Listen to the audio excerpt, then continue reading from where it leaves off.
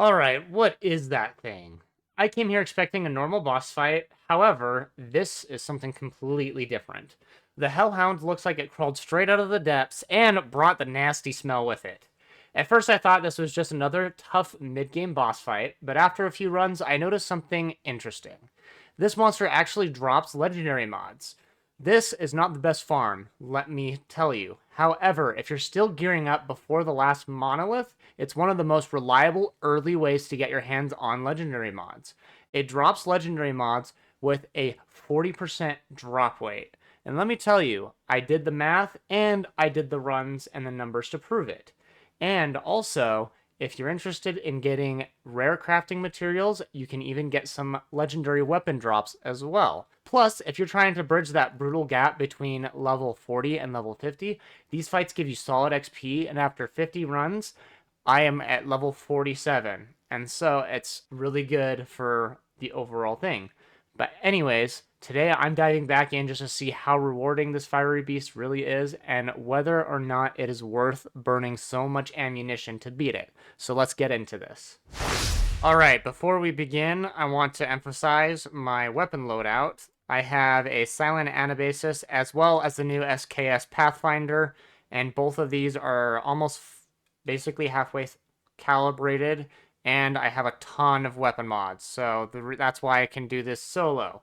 Now, something to note is you cannot get, as you can see, any headshot damage in his first phase.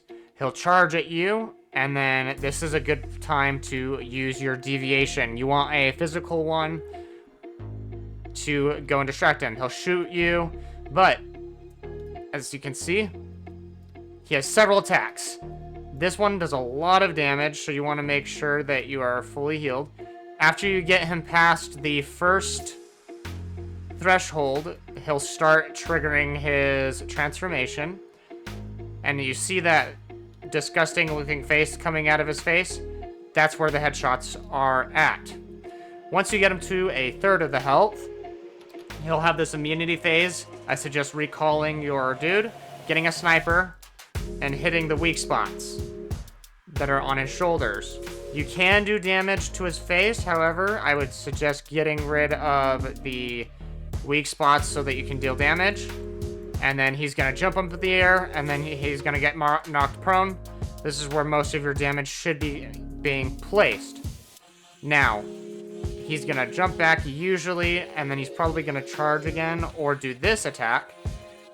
Just run basically away from him, exactly perpendicular to where he is. That way you can avoid getting drug in and then also getting attacked by his dash attack. He also has a slash attack like this and a charge attack like this. The nice thing is if your armor is up quite a bit, you're not gonna worry that much. Now, he has a second immunity phase, and then you want to hit the weak spot. There's these orbs that'll spawn. The first ones are easy to get rid of just because they spawn really close, but the second ones are kind of difficult. At this point, you want to summon your deviation to distract, and there shouldn't be any more immunity phases. And that way, you take minimal damage. And that's basically how you beat this boss in particular. The loot, as you can see, there's an example of the legendary weapon drop. There's also legendary mod drops. And now, as you can see, I also have this Lone Wolf's Whisperer. This is the deviation that drops from this boss, which I highly recommend getting. I'll show you the two variations of it in just a second. Alright, looking at the Lone Wolf's Whisperer, there are two different variations. There's the regular variation, as well as the Bursting Magma variation. Now, the regular one is still pretty strong. However, you will not get the 40% max energy boost that comes with the Burning Magma trait. The damage is really high for both of them.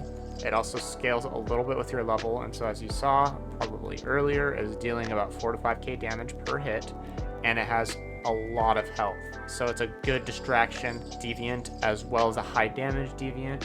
And so I would recommend this over the Xeno Purifier as well as the mini feaster.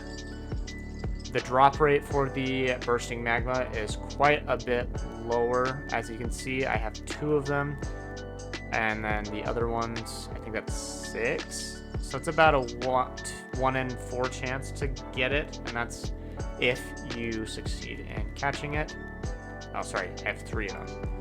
Yeah, it also looks really cool, so any collectors out there, I'd highly suggest getting it, and then you can fuse it for even more trades. Now, going into the mods, you get a legendary mod that has 4 attribute effects versus the 3 from the previous bosses.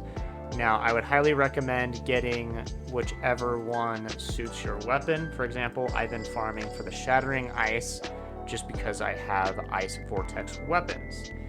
And what you're looking for mainly is going to be the damage against normal enemies, damage against great ones, status damage, if you have a status effect weapon, or just increased damage in general. And then I like the increased reload speed just because it saves time and can really save you in a pinch, especially if it's about 10% faster. The only downside is because it is a 1, 2, 3, 4, 5, 6, 7. It's a 1 in 10 chance to get the weapon mod that you want. You're gonna have to farm it quite a bit. However, if you're gonna do the 50 runs that I had done, then you should get at least 1 of each one for one of your weapons. And if both of your weapons aren't the same, then you should be good. You should get it by then. If not, it just might take a little longer. As you can see, now I'm actually level 48, and so it's a good way to prep for the next monolith, which is going to be the most difficult. Alright, if you guys enjoyed the video, please don't forget to leave a like, leave a comment. I really appreciate you guys taking the time to watch this. But to recap, basically, it's a 40% drop rate for the legendary mods, about 20 to 25% drop rate for the legendary weapons for rare crafting materials, and the deviation is absolutely worth getting and is a good counter to the actual boss to use as a distraction so you take minimal damage. One additional thing to note is that you want to take in plenty of healing. This is because your first round you will probably get absolutely obliterated, and so the more healing you have, the longer you will last until you get those mods. That's why my damage was so high in compared to basically the first time that I ran it. And so, again, make sure you get your healing. Make sure that you can get your bursting magma deviation version of the Lone Wolf's Whisperer. And I will see you guys in the next video. Take care.